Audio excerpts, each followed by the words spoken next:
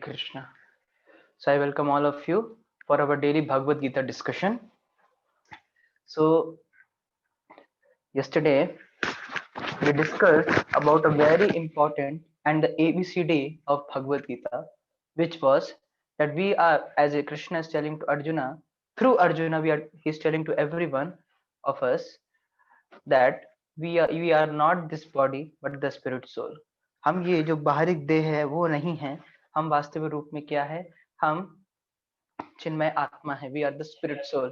So that point is being repeatedly told by Krishna in this section of Bhagavad Gita in second chapter, जो कि हमने कल मुख्य रूप से समझा. खासकर जैसे हमने कल देखा था कि किस प्रकार से भगवान, जैसे अर्जुन, जब 6 प्रकार के आतताइयों की बात हो रही थी, तो 6 प्रकार की जो आतताई हैं, जो कि किसी की पत्नी को किडनैप करते हैं या फिर घर जला देते हैं या फिर धन लूट लेते हैं, इस प्रकार के 6 प्रकार के जो आतताई हमने पहले अध्याय में देखे थे. तो उन आतताइयों को मारना पाप नहीं होता अकॉर्डिंग टू अर्थशास्त्र, लेकिन धर्मशास्त्र ये कहता है कि अगर भाई से कोई गलती हो जाए तो भाई को क्षमा कर देना चाहिए. लेकिन भगवान यहाँ पे उससे भी उच्चतर, जो कि अर्जुन को नहीं पता था, वो है ज्ञान शास्त्र.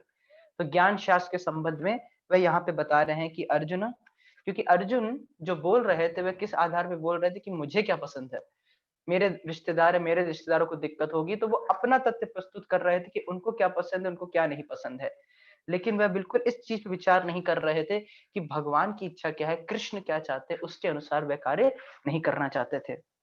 तभी जो उन्होंने विभिन्न कारण बताए थे, जिसमें सबसे पहला कारण यह बताया था कि वह युद्ध क्यों नहीं करना चाहते, क्योंकि उनको बड़ी दया आ रही है अपने रिश्तेदारों के प्रति और अपने संबंधियों के प्रति, अपने दोस्तों के प्रति, इसलिए वह इस प्रकार से युद्ध नहीं करना चाहते हैं. तो भगवान यहाँ पे ज्ञान योग, ज्ञान के बारे, ज्ञान या सांख्य योग के बारे में कह सकते हैं कि एनालिसिस हो रहा है बॉडी सोल का, मैटर और स्पिरिट का. जैसे कि कल हमने आपको बताया था कि नॉलेज का मतलब क्या होता है, ज्ञान शास्त्र का मतलब क्या होता है, knowing about matter, spirit and the controller of both. This is knowledge. Knowledge means knowing about matter, spirit and the controller of both. अभी साइंस सिर्फ मैटर पे फोकस कर रहा है, लेकिन this is the real science. See, Bhagavad Gita और spirituality is basically science. ये कोई सेंटिमेंट नहीं है, ये कोई भावुकता नहीं है, ये वास्तव में साइंस है. कैसे? जैसे अगर मैं आप स्टूडेंट से साइंस की परिभाषा पूछूं तो आप डिफरेंट डिफरेंट डेफिनेशंस देंगे साइंस की, लेकिन वास्तविक डेफिनेशन साइंस की क्या हुई? In science there is theory, right? There is experiment, and then there is observation, right? Or we can say then there is result. तो उसी प्रकार से spirituality में there is theory, and when you experiment it means when you apply the knowledge of Bhagavad Gita in your life or the Shastra's knowledge in your life, then automatically you can see the result. That is why it is not a sentiment, it is totally science. तो भक्ति या spirituality एक science नहीं है, ये कोई सिर्फ भावुकता नहीं है. तो यहाँ पे जैसे भगवान इस चीज को कह रहे हैं कि तुम ये बेकार का दया दिखाना, इसको तुम त्याग दो और ये समझो कि आत्मा जो है वह शाश्वत है और ये शरीर जो है वह किसी तरह भी नष्ट होना ही होना है. और इस प्रकार से वह उनको प्रेरणा दे रहे थे कि हे अर्जुन, तुम युद्ध करो, क्योंकि तुम्हें अपने कर्तव्यों को पालन करना बहुत ज्यादा जरूरी है. और तुम उस शरीर के लिए क्यों आ, इतने इतनी चिंता कर रहे हो, अननेसेसरी उसके लिए तुम शोक जता रहे हो, क्योंकि जो धीर व्यक्ति होता है वह कभी भी जीवंत के लिए या मृत के लिए शोक नहीं करता. हालांकि तुम बड़े विद्वानों की तरह बात कर रहे हो, लेकिन तुम वास्तव में उसके लिए शोक कर रहे हो जो कि शोक करने योग्य नहीं है. इस प्रकार से बताते हैं और फिर कहते हैं ऐसा कभी नहीं था जब तुम नहीं थे या मैं नहीं था या राजा नहीं थे, ये हमेशा रहते हैं, राइट? ये हमेशा रहते हैं और ये आगे भी रहेंगे.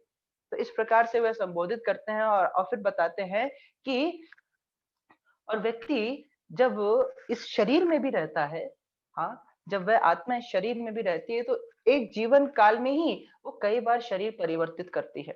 जैसे हम जब छोटे थे, कौमार, यौवन यानी कि युद्ध हुए हैं, आर्जवम या फिर कौमार, यौवनम, जरा, और जब बूढ़े होंगे तो हमें वही शरीर हमारा परिवर्तित हो जाएगा। और लेकिन आत्मा एक शरीर से दूसरे शरीर में अभी जा रही है, और फिर उसके बाद जब हम शरीर छोड़ देंगे, फिर दूसरा शरीर स्वीकार करेंगे, तो आत्मा इस प्रकार से दूसरे शरीर में स्थानांतरित कर दी जाएगी। तो इसी चीज को बता रहे, इसीलिए व्यक्ति को, धीर व्यक्ति जो होता है, बिल्कुल भी इनके द्वारा विचलित नहीं होता।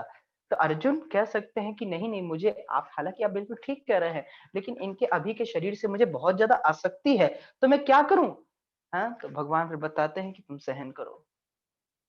सहन करना ही पड़ेगा। जैसे सर्दी और गर्मी व्यक्ति सहन करता है, कोई इसका उस पर कंट्रोल नहीं होता है, उसी प्रकार से सुख और दुख व्यक्ति को सहन करने ही होंगे। उसके पास कोई और ऑप्शन है ही नहीं, उसको सहन करना ही पड़ेगा। राइट? और फिर कहते हैं कि सहन करने का ऐसा नहीं है कि तुम्हें कोई नुकसान होगा, सहन करने का लाभ ही है। और वो लाभ क्या है कि व्यक्ति को स्व अमृतवाय कल्पते, उसको वह एलिजिबल होगा, योग्य होगा मुक्ति के लिए। और ये तभी हो सकता है, कैसे सम दुखा सुखम धीरम, कैसे हर परिस्थिति में सुख सम रह सकते हैं, इक्वानिमिटी हो सकती है। तो बताते एक ही तरीका है, when we have higher test in life.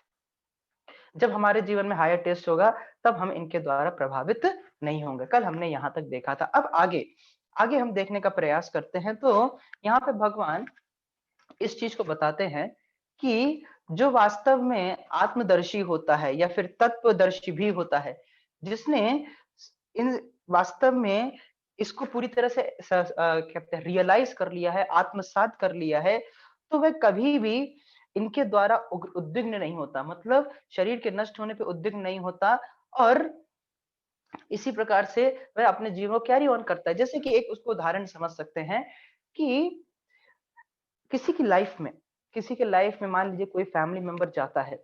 हाँ, कोई फैमिली मेंबर को उसने लूज कर दिया, लाइफ में कोई सक्सेस उसको नहीं प्राप्त हुई, सो कॉल्ड जो सक्सेस है अकॉर्डिंग टू एवरीवन आइज, वो सक्सेस उसको प्राप्त नहीं हुई। कुछ भी हुआ हुआ हो, लेकिन एक जो धीर व्यक्ति होता है उससे उद्विग्न नहीं होता। क्या करता है, if he has failed in a certain portion of life, और या फिर उसके कोई फैमिली मेंबर का लॉस हो गया है, still he knows that the body is already dead and the soul can never die. Soul कभी मर नहीं सकती, और बॉडी तो ऑलरेडी मरी हुई है। So he doesn't stop his activities, he continues from the next day. Just like arjuna Gita पूरी सुन चुके थे, तो युद्ध, अभिमन्यु की मृत्यु हो गई थी। अभिमन्यु को हम सब जानते हैं कितने भयावह तरह से उनको मारा गया था। हाँ, सारे रथियों ने, महारथियों ने मिलकर उनको अकेले मारा था। तो इस प्रकार से उनको मारा गया। तो जब वे वापस टेंट में आते हैं, तो अर्जुन तो दूर थे, अर्जुन जब वापस आते हैं तो सब लोग खामोश होते हैं। तो पूछते हैं कि क्या हुआ क्या हुआ, और देखते हैं अभिमन्यु की लाश पड़ी हुई है। तो हालांकि बहुत रोते हैं, बहुत खेद जताते हैं। तो ऐसा नहीं कि जैसे हम सोल के बारे में जानते हैं तो हमारा हृदय बहुत हार्ड हो जाता है, ऐसा नहीं है। हम, अर्जुन भी उस समय रोए थे, लेकिन अगले दिन युद्ध पे खड़े थे। तो उसी प्रकार से there can be problems coming in our life, but we are not affected by them too much that we just forget our duties and we try to take a secluded place, run away from our responsibilities, and sometimes we try to take some very bigger step. हाँ, अपने अस्तित्व से ही घृणा होने लगती है। And even students try to, और some people try to commit suicide also. No, just भगवान, जैसे कल ही हमने श्लोक में देखा था, आगम अपाइनो अनित्य। हाँ, दिस सिचुएशन, ये अपीयर या डिसअपियर होती है, और ये नॉन परमानेंट है, ये हमेशा नहीं रहेगी। It will change, this situation will change, so one must have patience.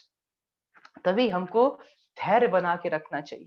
This is something very much important, कि हमको धैर्य बना के रखना चाहिए। और उसके बाद बताते हैं, भगवान आगे बताते हैं श्लोकों में, कि जो आत्मा है वो अविनाशी है। हाँ, आत्मा कैसे हमें पता चलेगा कि हमारे शरीर में आत्मा है? देखिए, the seen, the unseen is proven by the seen. जैसे हर किसी को, अब जैसे हम कह सकते हैं कि हमको आत्मा दिख नहीं रही, तो आत्मा दिख नहीं रही, तो कोई चीजें दिखती नहीं है, लेकिन उसके बारे में कैसे पता चलता है? उसके लक्षणों की वजह से। जैसे कि आप, ये मोबाइल है या फिर ये लैपटॉप है, जैसे आपको ये स्टूल दिख रहा है, तो ये है। तो अब जैसे ही इस ऑब्जेक्ट को हम देख रहे हैं, तो ऑटोमेटिकली इसके द्वारा क्या पता चल रहा है कि इसको किसी ने बनाया है, ये अपने आप नहीं आ सकता। So the unseen, a person who made this tool is proven by the seen.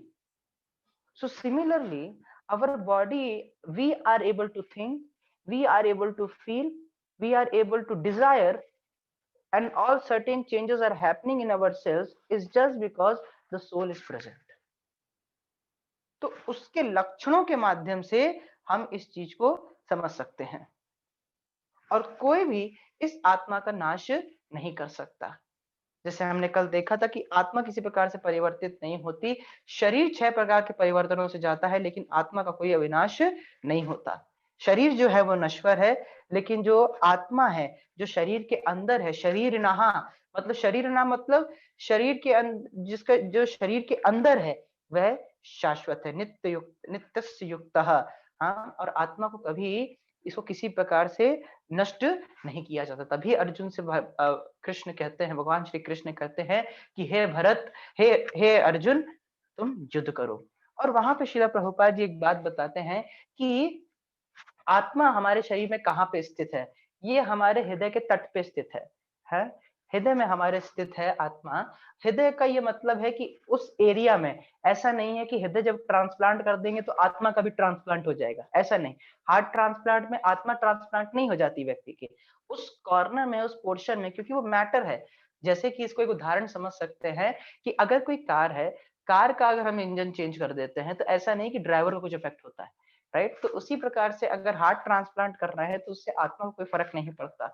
और आत्मा के साइज के बारे में बताया जाता है कि जो कि श्वेताश्वर उपनिषद में बताया जाता है कि what is the size of the soul, what is the size of the soul. तो कहते हैं कि एक बाल लीजिए, हाँ, अपने सर से एक बाल लीजिए, और वो बाल को क्या करिए, उसके 10,000 उसके 100 हिस्से कीजिए। हाँ, एक बाल के 100 हिस्से कीजिए। फिर उसके बाद उस 100 हिस्से का एक हिस्सा लीजिए, फिर उसके 100 हिस्से कीजिए। जो साइज निकल जो वो एक बाल का साइज निकल के आएगा, वही है आत्मा का साइज। तो मतलब ये जो स्पिरिचुअल एटम है, ये मटेरियल एटम से भी बहुत ज्यादा स्मॉल हो गया। इसको वास्तव में नापा नहीं जा सकता, राइट? देखा नहीं जा सकता, और इसको किसी प्रकार से मारा नहीं जा सकता। तो यहाँ पे इसी बात, तो ये साइज बताया गया, ये मेरी बात नहीं है, ये श्वेताश्वर उपनिषद की बात है। और वही भगवान फिर आगे कहते हैं कि आत्मा को कभी भी किसी प्रकार से मारा नहीं जा सकता, क्योंकि आत्मा का ना तो जन्म होता है, ना तो मृत्यु होती है।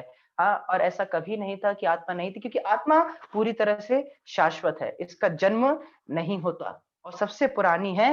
और वह व्यक्ति नहीं मरता जब तक शरीर मर जाता है, लेकिन आत्मा को किसी प्रकार का क्षय नहीं होता। और 6 प्रकार के परिवर्तन जो शरीर में होते हैं, वह क्यों होते हैं? क्योंकि आत्मा उपस्थित है। आत्मा उपस्थित नहीं होती तो 6 प्रकार के परिवर्तन नहीं हो सकते। इस बात को यहाँ पे भगवान बोल रहे हैं। तो यही इसी बात को कहा जा रहा है कि हे Arjun, no one can kill the soul. कोई भी आत्मा को नहीं मार सकता, क्योंकि आत्मा अविनाशी है, शाश्वत है, उसका जन्म नहीं होता, और कोई भी इसको मार नहीं सकता। तो इन बातों को यहाँ पे उद्धृत किया जा रहा है। अब हम थोड़ा स्लाइड से देखेंगे, तो स्लाइड से थोड़े कुछ और तथ्यों को हम समझ पाएंगे।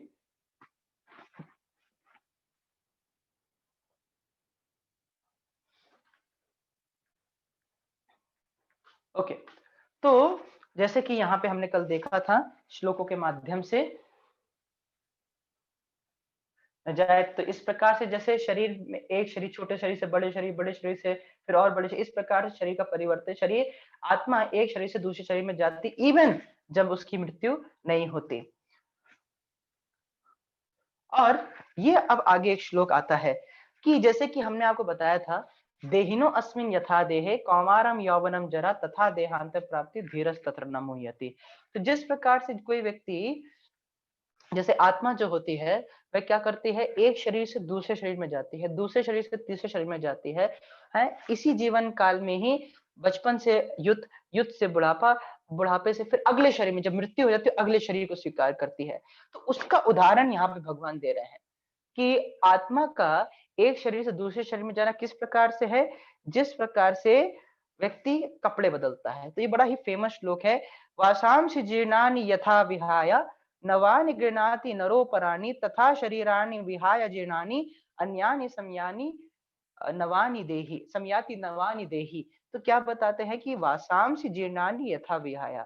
तो जिस प्रकार से कोई व्यक्ति वासा, वासा मतलब कपड़े, तो जिस प्रकार से कोई व्यक्ति पुराने कपड़े छोड़ता है, नवानि गृह्णाति नरोपनानि, और फिर वो क्या करता है, नए कपड़ों को स्वीकार करता है, पुराने कपड़े छोड़ के नए कपड़ों को स्वीकार करता है, तथा शरीराणि विहाय जीर्णानि, उसी प्रकार से आत्मा क्या करती है, पुराने शरीर को छोड़ती, पुराने बेकार शरीर को छोड़ती है, अन्यानि संयाति नवानि देहि, और वह नए शरीर को स्वीकार करती है, प्राप्त करती है। अच्छा, यहीं पे भगवान और आत्मा में एक अंतर हो जाता है, जीव में और भगवान में एक अंतर हो जाता है। किस प्रकार से कि देखिए, आत्मा, उसको नए शरीर लेने पड़ते हैं, राइट, उसको दिए जाते हैं। अजो अपि सन् अव्ययात्मा भूता नाम ईश्वरो अपि सन् प्रकृतिम स्वाम अधिष्ठाय संभवामि आत्मा मायाया। इस कॉन्सेप्ट को थोड़ा समझने का प्रयास करिएगा। जैसे बहुत लोग अपने आप को भगवान कहने लगते हैं, तो इस चीज को थोड़ा हम समझने का प्रयास करते हैं।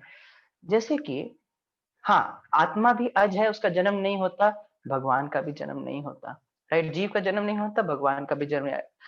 अजो अपि सन् अव्ययात्मा भूता नाम ईश्वरो, तो वह भी अव्यय है, भगवान का शरीर भी अव्यय है, आत्मा भी अव्यय है, लेकिन भूता नाम ईश्वरो, मैं भगवान, हम सबको कंट्रोल कर सकते हैं, लेकिन हम सबको कंट्रोल नहीं कर सकते।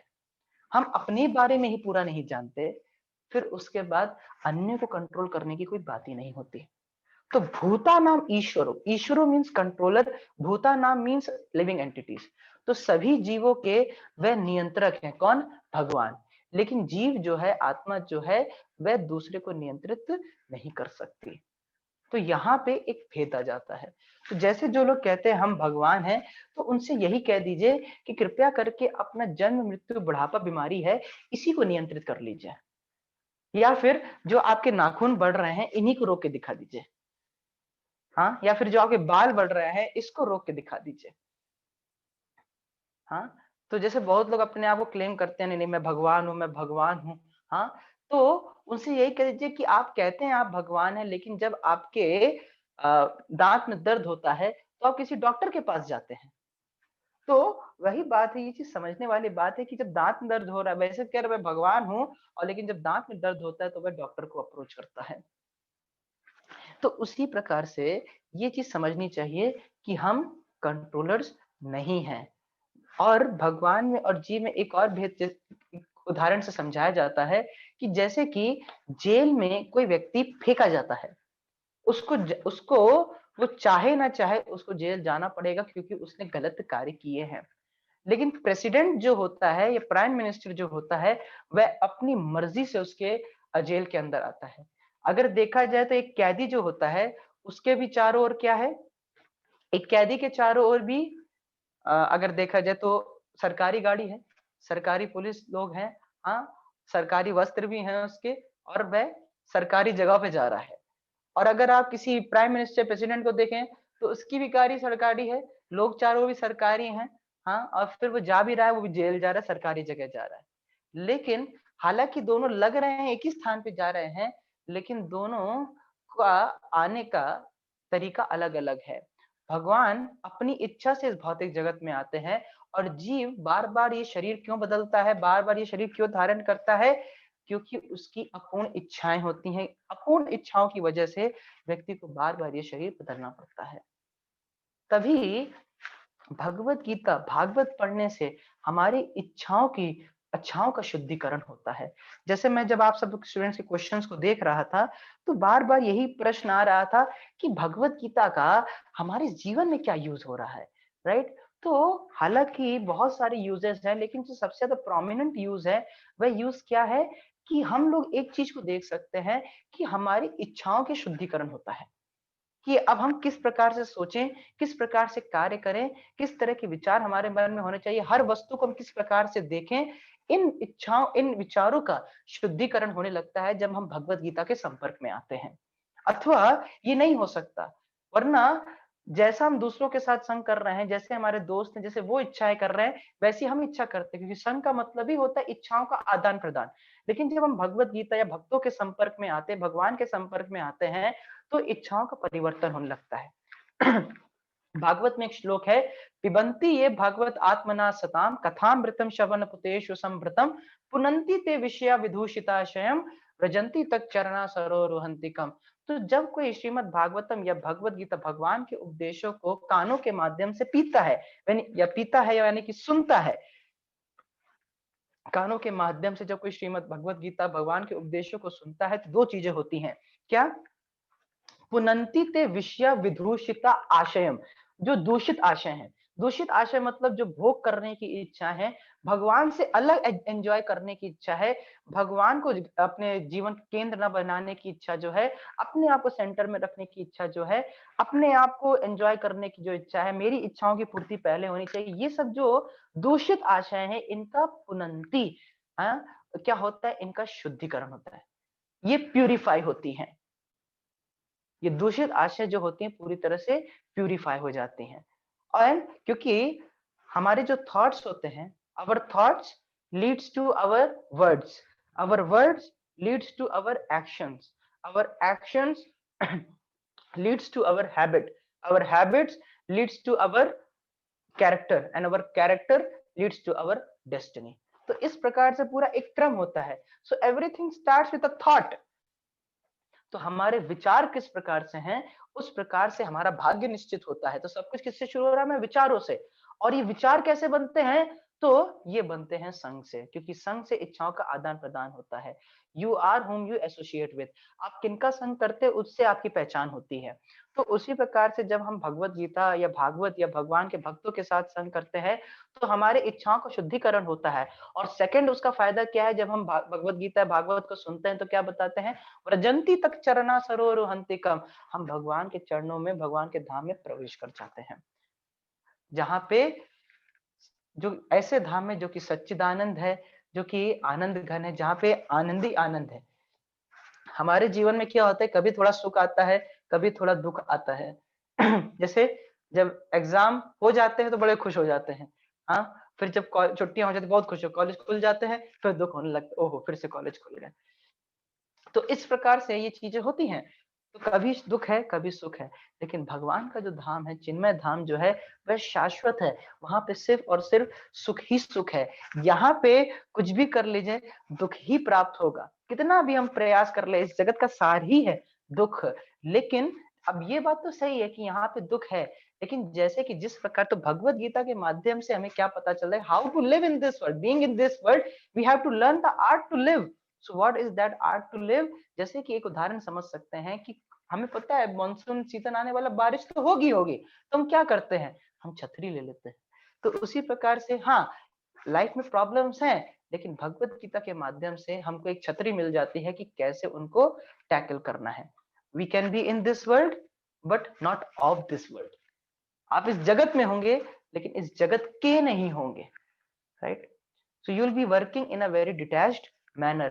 You have no desires. You have only desire to serve the Supreme Lord, and whatever you will desire will be only in accordance to serving the Supreme Lord. क्योंकि इच्छाओं के कारण ही, ये अनफुल डिजायर्स के कारण ही व्यक्ति को बार बार जन्म लेना पड़ता है।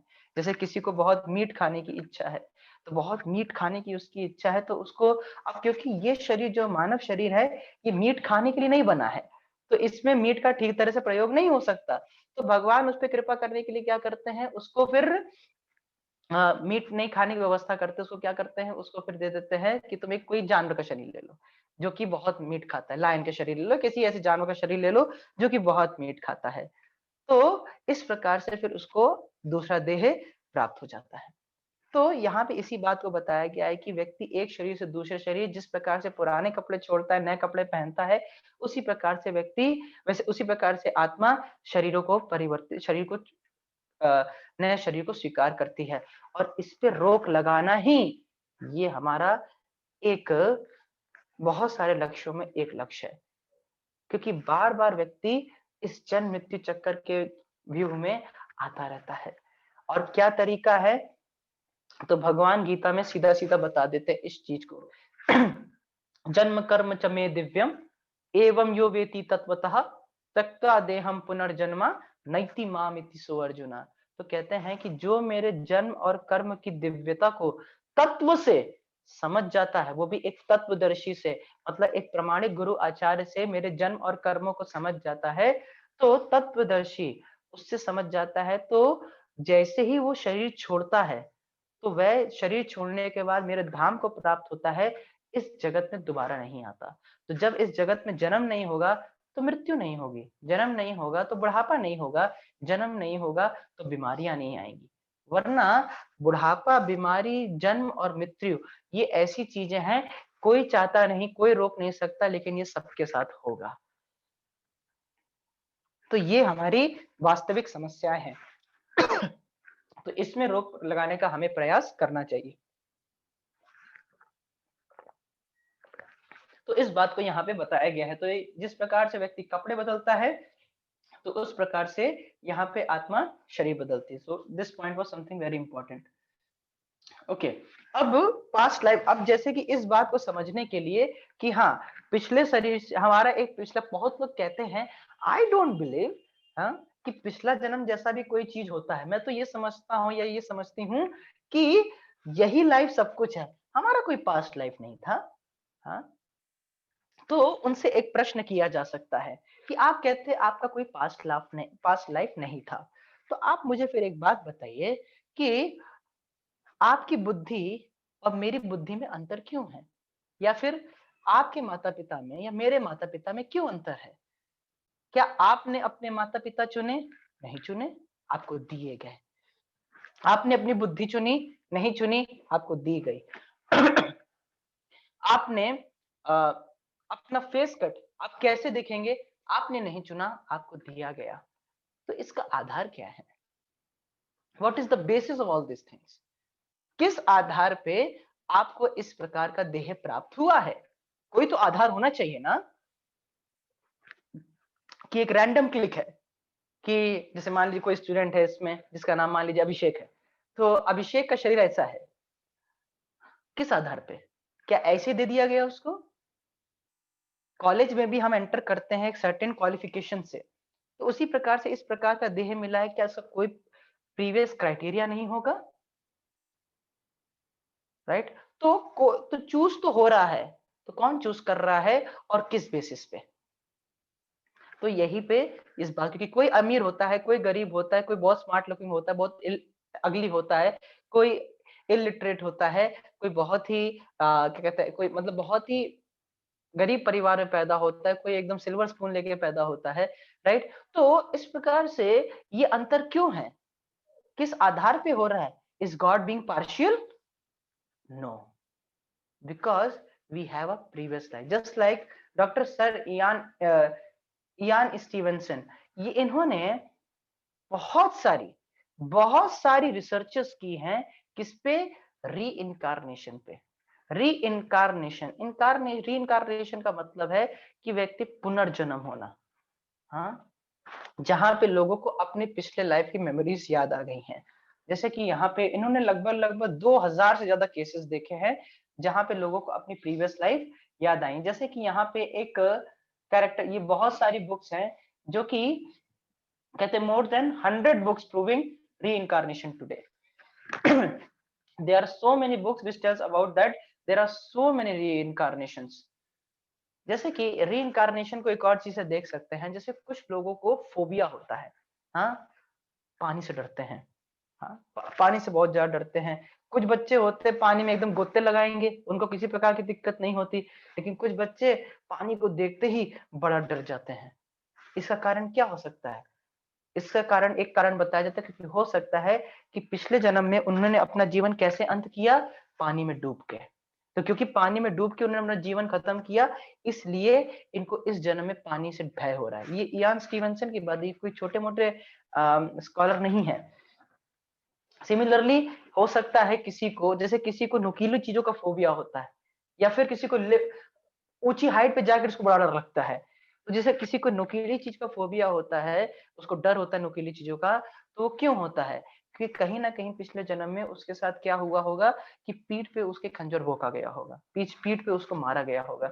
तो क्या होता है कि व्यक्ति को उस प्रकार से डर होता है। तो ये क्यों, इसको हमें डर नहीं हो रहा, हमें अगर पानी में जाते हैं तो हमें कोई भय नहीं लगता, नुकीली चीज से हमें डर नहीं लगता, लेकिन किसी को बहुत ज्यादा लगता है। क्यों, क्या कारण है? तो ये फोबियाज होते हैं, डॉक्टर इयान स्टीवनसन की बात है। अब आप देखिए, जैसे ट्विंस होते हैं, एक ही माँ के गर्भ में दो बच्चे हैं, राइट? लेकिन जब वो लोग गर्भ से बाहर निकलते हैं तो हम क्या देखते हैं कि दोनों के स्वभाव में बड़ा परिवर्तन होता है। क्यों? क्योंकि दो डिफरेंट सोल्स यहाँ पे दोनों के शरीर में प्रवेश की हैं। एक ही माँ के, जैसे यहाँ पे लिखा है, इवन दो identical twins are physically born by splitting of a single egg from the same genetic material, they may have striking contrast in their temperament. The difference in temperament is because of two different souls reincarnated in two different bodies that are genetically identical. Genetically same हो सकती हैं, लेकिन उनके स्वभाव, उनके temperament में अंतर क्यों होता है? क्योंकि टू डिफरेंट सोल्स वहां पे एंटर की हैं, राइट? स्वाभाविक रूप से दो अलग अलग सोल्स है, एक सोल दो शरीर को नहीं चला है, अलग अलग सोल्स हैं, राइट? इस बात को यहाँ पे बताया गया है। और what happens to us at that, the soul leaves the gross body behind and is taken to another womb based on the quality of desire stored in its subtle body at the time of death. तो जैसी हम इच्छाएं करते हैं उस प्रकार से हमको अगला शरीर प्राप्त होता है। अच्छा, अब ये जरूरी नहीं है कि व्यक्ति मरते मरते एक इच्छा करे, ओहो मेरा आईआईटी में हो जाए, मेरा आईआईटी में हो जाए और आईआईटी में हो जाए और आईआईटी छोड़ते छोड़ते वह मर जाए, है तो ऐसा नहीं अगले जन्म में उसका आईआईटी में हो ही जाएगा, ऐसा नहीं होता। उसके लिए क्या होगा, जब इस प्रकार की इच्छाएं होंगी तो कुछ परिस्थितियां बन जाएंगी उसके लिए, लेकिन उसको प्रयास करना पड़ेगा, बिना प्रयास करे नहीं होगा। जैसे कि मान लीजिए कि कोई एग्जाम में बैठा, तो उसको केमिस्ट्री पसंद है, तो केमिस्ट्री पसंद है तो उसकी इच्छा होगी केमिकल इंजीनियर बने, लेकिन उसके मार्क अगर 10% आए होंगे, 10 नंबर आए होंगे 100 में, तो वो कैसे केमिकल इंजीनियरिंग के लिए अप्लाई कर पाएगा? तो ऐसा नहीं कि साहब इच्छाएं कर रहे हैं, साथ साथ में आपको प्रयास भी करना पड़ेगा, तब जाके वह चीज आपको अचीव हो पाएगी जो आप डिजायर किए हैं। लेकिन ये सब फ्यूटाइल है, ये शाश्वत नहीं है। इवन दो I get the best of the colleges, still that won't fulfill my necessities, that won't satisfy me. अगर ऐसा ही होता कि बड़े कॉलेजेस में जो एंटर किए वो सबसे ज्यादा खुश है, तो सबसे ज्यादा मैक्सिमम सुसाइड रेट या फिर सिगरेट स्मोकिंग इन्हीं सब कॉलेजेस में क्यों पाई जाती है? क्या क्या कारण है? हर दिन इंडिया में 325 लोग सुसाइड कर रहे हैं। What is the reason behind that? Because the people are not satisfied, they are not happy in whatever they are doing because of misidentification of one own self, that they are soul, they belong to the supreme soul, super soul, they belong to the supreme whole, so they have to serve the supreme personality of Godhead, then only they can be happy. तो सुखी होने का एक ही तरीका है, जब वह भगवान की सेवा में नियोजित होते, अन्यथा वे कभी संतुष्ट हो ही नहीं सकते, क्योंकि हम आत्मा है, आत्मा को तो अपना खाना देना ही पड़ेगा। जैसे गाड़ी का अपना खाना है फ्यूल, फ्यूल उसका खाना है, उसको दाल चावल नहीं खिला सकते, और हमारा दाल चावल खाना हमें फ्यूल नहीं पिला सकते। उसी प्रकार से सोल का अपना खाना है, क्या है? When we chant the holy names of Krishna, or when we connect our soul with the supreme personality of Godhead by hearing about him, by talking about him, by serving Krishna, then we connect our soul. Then what happens? Then automatically what happens, that we feel connected with God and we feel happy, contentment or satisfaction in our heart, and at the end we are very much peaceful. Otherwise it is not possible. इस बात को यहाँ पे बताया जा रहा है। भाई इस बात को कहा, तो यहाँ पे देखिए जैसे किस प्रकार से सोल चेंजेस बॉडी, यहाँ पे एक उदाहरण से बताया गया है।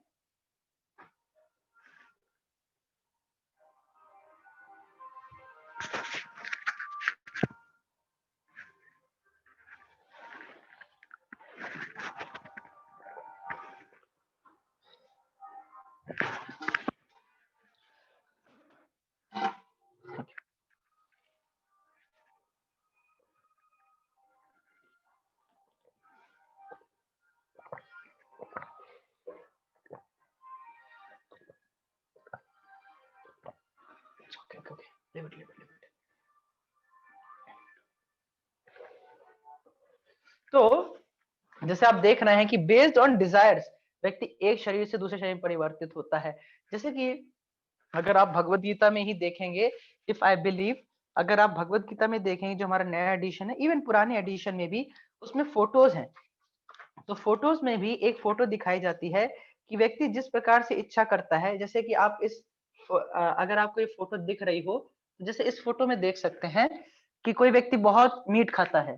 तो मीट तुम क्यों खा रहे हो? इससे अच्छा है कि तुम क्या करो, तुम शेर बन जाओ, क्योंकि इंसान का शरीर मीट खाने के लिए नहीं बना है, शेर के शरीर में ज्यादा कन्वीनियंट होगा।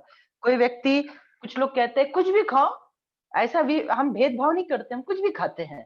तो तुम कुछ भी खाते होगे, लेकिन मानव शरीर उस सब के लिए नहीं बना है, क्योंकि मानव शरीर किसके लिए बना है? तो कहते हैं कि तपस्या तपो दिव्यम पुत्र का ये न सत्वम शुद्धेत यस्मात् ब्रह्म सौख्यम तो अनंतम। व्यक्ति को क्या करना चाहिए? व्यक्ति को तपस्या करनी चाहिए। तपस्या करने के लिए शरीर बना हुआ है। नायम देहो देह भाजान निलोके कष्टान कामान अरते वीट भुजामि तपो दिव्यम पुत्र का ये न सत्वम शुद्धेत यस्मात् ब्रह्म सौख्यम तो अनंतम।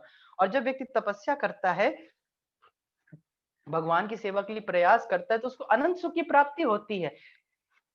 जैसे जानवर अपना शरीर व्यतीत कर रहे वैसे थोड़े ना। तो जैसे कुछ लोग कहते हैं तुम कुछ भी खाओ, हाँ, तो कुछ भी इंसान नहीं खाता, वो तपस्या करता है। कुछ भी कौन खाता है? तो एक जाति कहते हैं उसको पिग, या हिंदी में बोले सुअर। तो वो जो होता है वो कुछ भी खाता है। इवन इस तरह से होता है कि वो मल मूत्र जो लोग त्यागते हैं उसको भी खा लेता है। तो इससे अच्छा है कि तुम उस शरीर पे ना करे, मानव शरीर को उसी में प्रयोग ना करके तुम एक जानवर के शरीर में ऐसा करो। जैसे कि मर्सिडीज बेंज है, तो मर्सिडीज बेंज को अगर खेत में लगा दिया जाए तो क्या हाल होगा उसका? क्योंकि खेत के लिए क्या बनी है? खेत के लिए ट्रैक्टर बना है। हालांकि ट्रैक्टर के भी चार पहिए लग रहे हैं, मर्सिडीज बेंज के भी चार पहिए लग रहे हैं, उसमें भी इंजन है, उसमें भी हॉर्स पावर है, समन्वय लग रहा है। लेकिन ट्रैक्टर खेतों के लिए है और मर्सिडीज बेंज स्मूथ रोड्स के लिए है। मर्सिडीज बेंज को आप उसमें नहीं लगा सकते, खेतों में। उसी प्रकार से मानव शरीर ये जानवरों की तरह जीवन जीने के लिए नहीं है, कि किस प्रकार से जो मेरी बेसिक नेसेसिटीज है, आहार निद्रा भय मैथुन, ये पूर्ण हो पाए, ये इसके लिए नहीं है। इससे उच्चतर उद्देश्य यानी कि भगवान को प्राप्त किया जा सकता है, तो व्यक्ति को उसके लिए अग्रसर होना चाहिए। तो यही पे इस बात को बताया गया है। तो जैसे एक पास्ट लाइफ का उदाहरण दिया जाता है। एक शुक्ला थी, इनका क्या था कि ये ऐसे, इसमें आपको एक रीइंकार्नेशन केस बताता हूँ। एक व्यक्ति अपने जीवन काल के बारे में बता रहे थे कि वह एक पर्टिकुलर स्टेट में जन्म लिए, 1-2 साल के बच्चे थे, लेकिन वह हालांकि जन्म लिए थे एक मारवाड़ी परिवार में, राइट? तो मारवाड़ी परिवार, उनका जन्म हुआ मुंबई में कहीं पे, और वह एकदम से गुजराती बोल रहे थे। तो वह समझ नहीं पा रहे थे कि उनका पूरे खानदान कोई कनेक्शन नहीं गुजरातियों से, तो बच्चा गुजराती कैसे बोल ले रहा है? वो मारवाड़ी परिवार था, लेकिन वो बच्चा गुजराती बोल रहा था। उसका थोड़ा साइकियाट्रिस्ट से टेस्ट कराया गया, तो उसको साइकियाट्रिस्ट ने बताया कि हालांकि ये 2 साल का बच्चा है, लेकिन इसका दिमाग 10 साल के बच्चे जैसा है। इस प्रकार से बताते हैं। तो फिर वो कहने लगा, नहीं नहीं, मुझे गुजरात जाना है, मुझे गुजरात जाना है, गुजरात जाना है। गुजरात में एक जगह का नाम ले रहा था, मुझे वहां जाना, मुझे वहां जाना है। परिवार वाले कहने लगे कि तुम क्यों जाना चाहते हो, हमारा तो वहां कोई भी नहीं है। कहते नहीं, मुझे जाना है, मुझे जाना है। तो माता पिता ने, डॉक्टर ने कंसल्ट किया, डॉक्टर ने कहा चलो लेके चलो इसको, ये कहाँ जाना चाहता है। फिर उसको ले जाया गया। उसको जब वहां पे ले जाया गया, तो वहां पे क्या हुआ कि वो जैसे ही गुजरात पहुंचा तो कहता अच्छा अच्छा, यहाँ से लेफ्ट लो, यहाँ से राइट लो। वो टेम्पो वाले को पूरा पूरा रास्ता बता रहा था, कहाँ से लेफ्ट कहाँ से राइट। फिर एक घर में पहुंचा। तो जैसे ही घर में पहुंचे, तो एक बड़ा व्यक्ति उसने दरवाजा खोला, और वो छोटा बच्चा, वो 2 साल का बच्चा बोला, कहता है कि ये मेरा बेटा था पिछले जन्म में। तो वो व्यक्ति पूरी तरह शॉक्ड हो गया, पूरा सरप्राइज हो गया। वो थोड़ा भावुक हुआ, लेकिन वो थोड़ा सोचने लगा, कहीं ये मेरे प्रॉपर्टी के लिए तो ऐसा नहीं कर रहे हैं। हाँ, तो वो थोड़ा संदेह करने लगा था। फिर उसके बाद वो अंदर गया, वो बच्चा अंदर गया, और घर में जितने लोग थे उन सबका नाम एज इट इज उसने बताया कि ये है, ये मेरी बहू है, ये मेरी पत्नी। इस प्रकार से पूरे घर में एक एक के बारे में बताया। फिर ऐसे ऐसे कर करके वह उनको एक जगह पे ले गया, बैंक में ऐसे कुछ जगह पे ले गया, और उसने बताया कि इस फोटो के पीछे एक एक गुफा है, या फिर एक तिजोरी है, जहां पे बहुत इंपॉर्टेंट चीजें रखी हैं, और उसका पासवर्ड ये है। इस प्रकार से बताया। और उसने बताया कि मुझे इस कंपनी के बारे में एक रहस्य पता चल गया था, और क्योंकि मुझे रहस्य पता चल गया था, इसलिए यहाँ के लोगों ने मुझको मार डाला था। मेरी लाश भी इसी बिल्डिंग के नीचे ढसी हुई है। इस प्रकार से उसने बता दिया था। तो सब लोग शॉक्ड हो गए थे उस समय। ये पेपर में इतना प्रसिद्ध हुआ था ये घटना। ये डॉक्टर यान स्टीवेंसन ही आए थे, उन्होंने अपनी टीम भेजी थी और वो खुद आए थे उस व्यक्ति को एनालाइज करने के लिए। और उसने फिर एक बात बोली कि मेरे लिए बड़ा ही मुश्किल हुआ इस जन्म के माँ-बाप को स्वीकार करने में, क्योंकि 10-12 साल तक वो स्वीकार ही नहीं कर पाया कि मेरे माँ-बाप हैं, क्योंकि उसको पिछले जन्म की सारी चीजें विस्मरण हो रही थी। उसी तरह से कभी-कभी लोग हमसे प्रश्न करते हैं, प्रभु जी अगर पुनर्जन्म होता तो हमें याद क्यों नहीं है? अच्छा याद नहीं है। अगर हमें याद रहेगा, मान लीजिए अगर आप लोग को ये याद रहा कि आपके बगल में जो बैठा है व्यक्ति पिछले जन्म में उसने कुछ आपके साथ ऐसा किया था, कुछ गलत किया था आपके साथ, तो क्या कभी आप अपने दोस्त के साथ मिलना चाहेंगे, बात करना चाहेंगे? नहीं करना चाहेंगे। तो ये अच्छा है कि भगवान सब भुला देते हैं। कभी-कभी तो हमको यही लगता है, अरे यार ये दिन भूल जाएँ, ये दिन इतना खराब बीता है मेरा, ये दिन भूल जाए, कल एक फ्रेश डे से स्टार्ट करेंगे। I just want to forget this day. तो अगर लास्ट लाइफ का याद रहेगा तो कितना बुरा हाल हो जाएगा हमारा। लेकिन हम बहुत सारे ऐसे केसेस देखते हैं और ओवर मोर देन 2000 केसेस तो डॉक्टर इयान स्टीवेंसन देख चुके हैं, जो कि उन्होंने बुक्स लिखी है, काफी सारे बुक्स हैं इस पे, लाइक पास्ट मेमोरीज पे या प्रीवियस लाइफ पे। तो इस चीज को यहाँ पे बताया गया है। ये शुक्ला एक कहानी बताई गई है, उसी को मैंने बताया। फिर आगे भगवान बताते हैं कि यहाँ पे अर्जुन को 3 श्लोकों के माध्यम से कि आत्मा जो है वह शाश्वत है और उसे किसी भी प्रकार से मारा नहीं जा सकता। तो क्या कह रहे हैं? तो इस श्लोक को देखने का प्रयास करिए कि कहते हैं नैनम छिंदंती शस्त्राणी, कि आत्मा को किससे? शस्त्रों से नहीं काटा जा सकता, क्योंकि युद्ध हो रहा है तो युद्ध में तो शस्त्र चलेंगे। और क्योंकि युद्ध में शस्त्र चलेंगे तो अर्जुन को बता रहे, अर्जुन तुम ये सोच रहे हो तुम शस्त्र चलाओगे भीष्म पितामह पे, द्रोणाचार्य पे, तो वो मर जाएंगे। अरे आत्मा नहीं मरती, can not be cut by weapon. नैन छिद्यति शस्त्राणि, फिर नैनम दहति पावकः। तो जैसे कि कोई युद्ध होता है तो कभी कभी युद्ध में जो ऐसे महारथी लोग होते हैं इनको बहुत ही सेलेशियस यानी दैवी अस्त्र प्राप्त होते हैं। तो जो दैवी अस्त्र प्राप्त होते हैं उसमें विशेष विशेष शक्तियां होती हैं, जैसे कि वो ऐसे अस्त्र चला सकते हैं जिसकी वजह से सामने वाले की सेना में सब पूरी तरह से अग्नि लगा दी जाए, हाँ, उनको जला दिया जाए। तो हो सकता है वो लोग अग्नि वाला बाण छोड़ दे और सामने वाला बारिश वाला बाण छोड़ दे, इस प्रकार से भी हो सकता है। तो तभी कह रहे नैनम दहति पावकः, तो उसको अग्नि से भी नहीं जलाया जा सकता। कोई अगर शस्त्र है अग्नि वाला, उससे भी आत्मा को नहीं जलाया। तो अर्जुन को अगर ये संदेह, अगर अग्नि वाला अस्त्र चला दिया तो क्या होगा? तो कहते हैं नहीं हो सकता। नयन दहति पावर न चैनम क्लेदयंती आपो, और उसको भिगोया नहीं जा सकता, उसको गीला नहीं किया जा सकता। न शोष्यति मारुतः, उसे क्या कहते हैं सुखाया नहीं जा सकता। अच्छेदो अयम अदयो अयम, मतलब इसे तोड़ा नहीं जा सकता, इसे सुखाया नहीं, इसको जलाया नहीं जा सकता। और अकेद्यो शोष्यो एवच, तो इस प्रकार से वे सब बता रहे हैं कि उसको भिगोया नहीं जा सकता, उसको सुखाया नहीं जा सकता, उसको परिवर्तित नहीं किया जा सकता, और ये सदैव रहता है। और फिर तस्माम एवं विदित विदित्वनाम नानुशोचितम अर्हसि, कि इसको जानने के बाद तुम्हें वास्तव में इस शरीर के लिए शोक नहीं करना चाहिए कि ये शरीर इनका छूट जाएगा, क्योंकि ये शरीर तो ऑलरेडी मरा हुआ है। लेकिन आत्मा जो कि वास्तविक में वो है, हमारी पहचान ये शरीर नहीं है, हम कौन है? हम ये आत्मा है। तो इसलिए तुम्हें किसी प्रकार से इस शरीर के लिए शोक नहीं करना चाहिए, क्योंकि शरीर तो अपने आप में ही नश्वर है। तो इस चीज को यहाँ पे बताया जा रहा है। ओके। अब आगे टी यहाँ पे आप बताते हैं 2 प्रकार की ड्यूटीज। कल मैं आपको एक चीज के बारे में बता रहा था कि there are 2 kinds of duties, जो कि यहाँ पे बताया गया है, constitutional duty and conditional duty.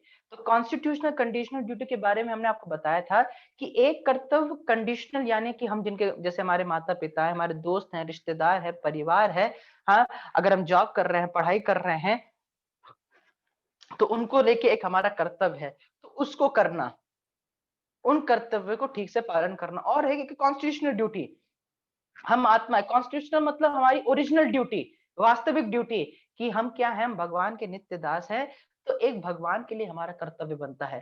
तो दोनों में बैलेंस बना के रखना, ऐसा नहीं कि कंडीशनल यानी कि परिवार इत्यादि, पढ़ाई इत्यादि, इन सब के लिए तो हम 18-20 घंटे दे रहे हैं, लेकिन स्पिरिचुअलिटी के लिए हम 10 मिनट भी नहीं दे पा रहे हैं।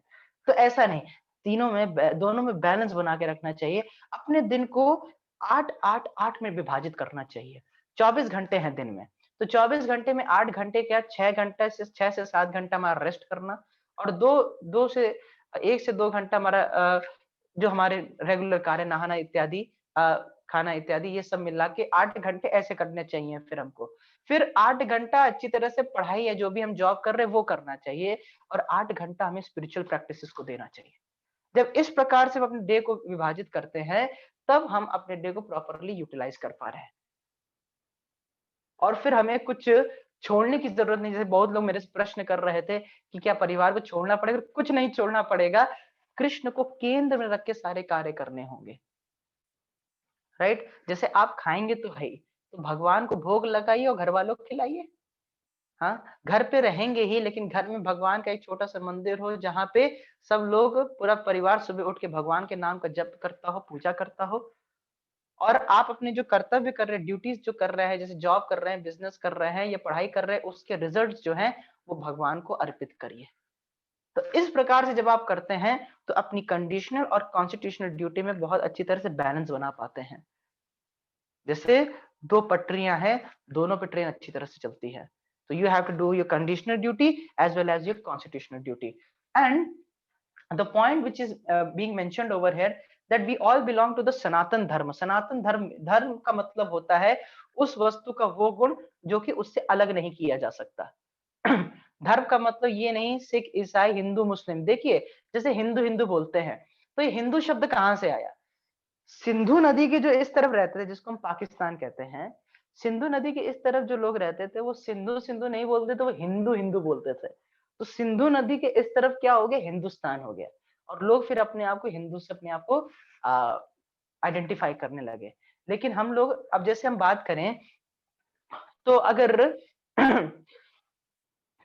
अगर कहा जाए मुस्लिम, तो मुस्लिम कितने समय पहले आया?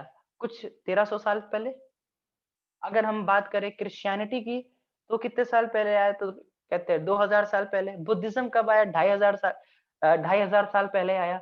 और उससे पहले क्या था? सनातन धर्म। सनातन धर्म हमेशा से चलता आ रहा है, क्योंकि सनातन है, इटर्नल है। और धर्म का मतलब क्या होता है? उस वस्तु का वो गुण जो कि उससे अलग नहीं कर सकते। फॉर एग्जाम्पल, जैसे कि यहाँ पे एग्जाम्पल दिख रहा है, जैसे पानी है, तो पानी से तरलता नहीं हटा सकते। हीट है, मतलब सॉरी, फायर है, तो उससे हीट और लाइट ये नहीं हटा सकते। शुगर है, तो शुगर से स्वीटनेस ये नहीं हटा सकते। कुछ भी कर लीजिए, नहीं हटा सकते। तो उसी प्रकार से हम हैं, हमारे अंदर क्या ऐसी चीज है जो कि हमसे नहीं हटाई जा सकती? तो कहते हैं सेवा करना। We want to serve, every moment we are serving, every moment. Either we are serving the society, we are serving the nation, we are serving a community, we are serving our seniors, we are serving our lower ones, and if we are not serving to anyone, we are serving to ourselves. हम खुद का ख्याल रख रहे हैं, लेकिन हम सेवा हर समय कर रहे हैं। तो that is our dharma. Dharma doesn't mean that I belong to a particular sect or religion. No, dharma means our own constitutional position, that is to serve. But so we want to serve, but that is applied at a wrong place. Just like we can see, if we move forward, that every living being renders service to someone. जैसे आप देखिए कि कोई दुकान में बैठा है तो किसी ना किसी को मदद कर रहा है। विदेशों में तो वहां पे फैमिलीज का इतना तो है नहीं, तो लोग सेवा करना चाहते तो कुत्ता पाल लेते हैं। बहुत तो ऐसा देखा जाता है कि कोई ग्रैंड माँ है, कोई ग्रैंड पा है, उन्होंने क्या किया, या कोई लेडी है, उसने अपने पूरे घर की करोड़ों करोड़ों की प्रॉपर्टी किसके नाम कर दी? अपने कुत्ते के नाम कर दी। पूरे करोड़ों करोड़ों की प्रॉपर्टी अपने साथ बिस्तर में सुलाती है, और पता नहीं इत्यादि इत्यादि। क्यों? Because they want to serve, they want to love someone, and they want to be loved by someone, but that is imposed at a wrong place, because they will get only dissatisfaction, right? But such service in this world is terminated by death. Once we die, all the services are stopped. Every living beings love someone, but relationship and love in material world is temporary. So yes, we want to love, we want to serve. See, it doesn't mean that we should not love our parents, we should not love our dear and near ones. We should, हमें उनको प्रेम करना चाहिए, उनको सम्मान देना चाहिए, but we should always remember that, और what we should do, that we should love them, we should serve them, keeping one thought in our mind, एक चीज को अपने मन में रख के, क्या, कि दे बिलोंग टू कृष्णा, ये भगवान के हैं। अब क्योंकि ये भगवान के हैं, तो अगर मैं इनको कोई कष्ट पहुंचाऊंगा तो भगवान दुखी होंगे, अगर मैं इनको सुख पहुंचाऊंगा तो भगवान सुखी होंगे, क्योंकि ये भगवान के हैं। और सिर्फ लोग नहीं, इवन उस देश का, राज्य का हर एक नागरिक, जानवर भी, किसी प्रकार से उनको कष्ट नहीं पहुंचाना, उनका कनेक्शन देखे कि भगवान को बिलोंग करते हैं। जैसे कि अगर आप विदेश जाइए, तो विदेश में अगर आप, जाहिर सी बात है सब वहां के नेटिव लोग मिलेंगे, लेकिन अगर आपको गलती से एक इंडियन मिल जाए, आप खुद इंडियन है, आप वहां विदेश में पहुंचे और आपको एक इंडियन देख के तो एकदम से लगता, आत्मीयता लगने लगती, अरे आप तो इंडिया के लगते हैं। कहेगा हाँ इंडिया के हैं। अच्छा इंडिया में कहाँ से हैं? तो कहेगा मैं यूपी से हूँ। अच्छा मैं भी यूपी से हूँ। अच्छा यूपी में कहाँ से? ओ मैं मथुरा से हूँ। मथुरा से? अरे मैं भी मथुरा से। मथुरा में कहाँ से? तो बहुत ज्यादा क्लोज होने लगते हैं, फिर उनके साथ रिलेशनशिप बनाते हैं, उनके साथ घूमने जाते हैं, उनके साथ लंच डिनर इत्यादि करते हैं। We try to stay close to each other because we see the relation, oh you belong to my native place. So similarly, when we see each and everyone in connection to Krishna, oh, you belong to Krishna, I also belong to Krishna. So we are brothers and sisters in that sense. We should love each other. We should help each other. We should take care of each other. Then there is no point of being envious, jealous, or angry. Nothing should be there because we see the connection. Oh, you belong to Krishna. And we serve them, we help them in relationship with Krishna. उनको मदद हम कैसे करते हैं? भगवान के संबंध में। So this is something very much important. So if you want to really help someone, you want to really love someone, what is the way to do that? Just connect them with Krishna. That is the only way. Then only they can be happy. So this point is being mentioned over here. So dharma of the soul is to love and serve God. In this world, when paycheck is stopped, service to companies also stop. Though we may want to go on loving our parents, relatives, friends, that stops our connection and we move over to another situation.